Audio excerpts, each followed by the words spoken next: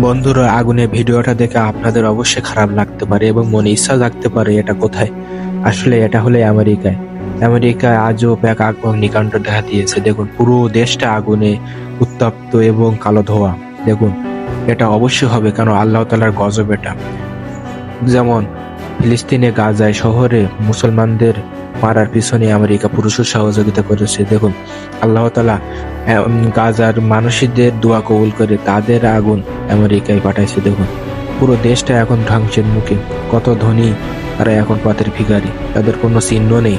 এমনকি তাদের প্রাণও চলে গেছে অনেকের। দেখুন, পুরো শহরটাই একদম আগুনে আগুনে একদম লালচে হয়ে গেছে সব।